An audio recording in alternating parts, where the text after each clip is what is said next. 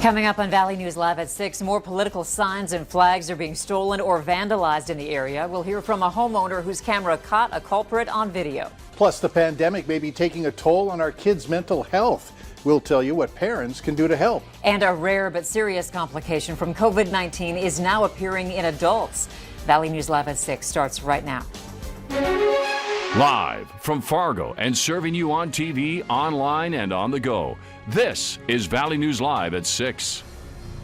New tonight at 6, a teenager is seen on camera taking a political flag from someone's home. It's just the latest example of a highly charged political year, especially the race for president. As Valley News Team's Callie Hubbard found out, more and more people are reporting their political signs being stolen or vandalized.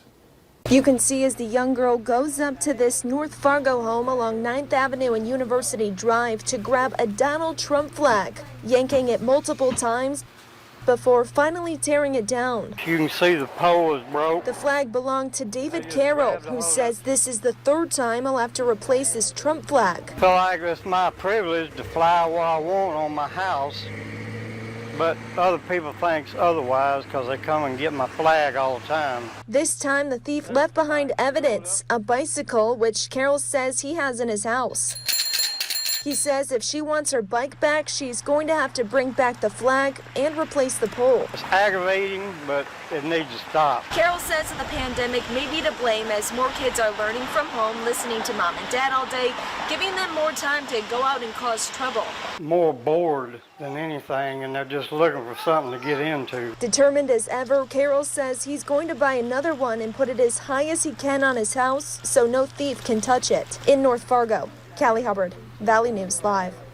Keep in mind, police say if an adult is caught stealing a flag, they can be charged around $500. We've settled into a pretty decent weather pattern, especially considering it's early October. Here with the latest on the warmth and the wind and tonight's conditions is Nathan. Yeah, Andrea, you pretty much hit the nail on the head there. Sunshine, sunny, warm temperatures, beautiful conditions. Have the sunglasses ready if you are a westbound traveler this evening. You can see hardly a cloud in the sky from our Valley Skycam. And here's how warm we got today for our Wednesday. 68 in Fargo, 65 in Grand Forks. We, just as we expected, stayed cooler in northern Minnesota with those mid to upper 50s in Lake of the Woods, Roseau, Beltrami counties. But we did get to 70 for our friends in Gwinner this afternoon. Here's those wind gusts. We've already seen a weakening of those winds in the Devil's Lake Basin, still sustained around 15 miles per hour, but that's down from the 15 to 25 miles per hour we saw there about an hour ago. Still seeing a gust just recently of 28 miles per hour in Fargo. Current temperatures out the door this evening, still in those 60s for quite a few places, but Grand Forks now is cooled into those upper 50s, still holding on to 67 this hour in Sisseton. So if you do plan on stepping out for your Wednesday, we're going to cool quickly once we head towards sunset. Cooling quickly through those 50s into those mid-40s by the midnight hour. But look at the winds, northwest at 0 miles per hour. So those winds really taper off after sunset. And in Grand Forks, expect things to get cooler a bit quicker with those low 40s to upper 30s by that midnight hour. But plenty of clear sky is on the way for tonight. But of course, we've got a temperature roller coaster we've been talking about all week. So we'll break that all down coming up in a couple minutes. All right, look forward to that. Thanks, Nathan. The latest COVID-19 numbers released by North Dakota health officials today show 24 new deaths from October 4th. In addition to that, Cass County is the top county when it comes to new positive tests at 134. We have a breakdown of the latest deaths on valleynewslive.com, but also most information on the latest numbers for North Dakota and Minnesota scrolling right now on the bottom of your screen. Minnesota Governor Tim Walz will be convening a special session of the legislature on Monday. The governor saying that he intends to again extend the COVID-19 peacetime emergency. And Walz explained that the 30-day extension into November is needed to ensure the state can continue to react quickly and effectively to the pandemic. The United States has not handled this correctly. And here we sat, the most infected nation, the most deaths, and the slowest to recover from it. There are things that you can do. The virus is going to do what it's going to do, but our behaviors can impact that. Minnesota is reporting more than 2,000 people have died in the state from COVID-19. You can see the latest numbers, as Andrea alluded, at the bottom of the screen. The school year is usually a busy time for mental health concerns, so both Prairie, St. John's, and the Village say they're busier than ever, and that the pandemic isn't helping children's mental health.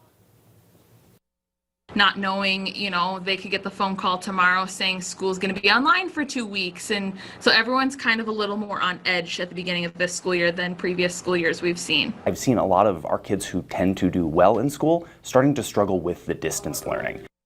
Both add that it's important for parents to engage more with their kids with things like weekly family movie or game night, and advise to keep any talk of the pandemic, like your opinions and fears, to a minimum, as it could further impact your child's mental health.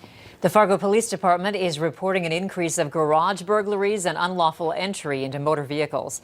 The police department posted the data on its Facebook page this afternoon, showing where they received these calls to service and mapping them out by area. In total, there were 94 reported garage burglaries in September and 113 unlawful car entries, both increases from a year ago. Fargo police say that the majority of these cases are crimes of opportunity, meaning that the garage or car doors were left open. We'll dive more into these numbers and show you the areas where police were called the most tonight at 10. Police are warning of a new scam after getting a report from a Holly resident. The caller tells the recipient that it's their grandson who got into a crash, resulting in their arrest. Then they would provide information for their court-appointed attorney and a phone number for the law firm. A receptionist would answer and would forward you to an attorney who would request a $9,500 retainer fee. Now, the person who reported the call did not lose any money to the scammer. A construction worker was seriously injured when he fell through an access door of the Jamestown Civic Center roof. News Dakota is reporting that it happened yesterday around noon. Authorities there say the injured man fell through the roof and landed on a catwalk. He was taken to the Jamestown Regional Medical Center and then later airlifted to Minneapolis. The 40-year-old man is from Minot. No one was injured today in this head-on crash on 13th Avenue South in Fargo. The mishap did slow traffic for a time while crews cleared up the intersection. It happened in front of Sherling's Photography after 4 this afternoon. There's no word yet on whether any tickets will be issued. A teenager is dead after she crashed her car into a tree. Police say it happened around 8 o'clock last night in the 600 block of 1st Avenue South in Grand Forks. 18-year-old Marley Ferguson lost control on a curb before hitting the tree. Authorities are trying to determine if speed was a factor in that crash. We now know the cause of a fire that forced people out of their home Monday night. It was caused by a cigarette that wasn't put out properly. It happened at 4719 Golden Gate Drive in Grand Forks. The smoldering cigarette ignited a nearby combustible siding and deck boards and then moved to other parts of the home. The estimated total damage was about $10,000. Luckily, no one was hurt. A former Minneapolis police officer awaiting trial for murder in the death of George Floyd is out of jail. Derek Chauvin was released this morning. Court documents show he was released on a non-cash conditional bail, which was set at $1 million. Chauvin faces charges of second-degree murder, third-degree murder, and manslaughter in Floyd's death. The 44-year-old faces 12 years in prison if convicted. Now all 4 officers involved in Floyd's death are released from custody. Later on Valley News Live at 6, if you get a parking ticket, there's a new way to pay it off. We'll tell you about the program in East Grand Forks. And the almanac in Fargo today shows 69 degrees, that high. That is 8 degrees above average for this time of year. And for our friends in Grand Forks, also seeing above average temperature, 65 that high when 59 is average. And then even in Jamestown, a beautiful Wednesday for us. We've got more warm weather on the way. We'll have your full forecast next.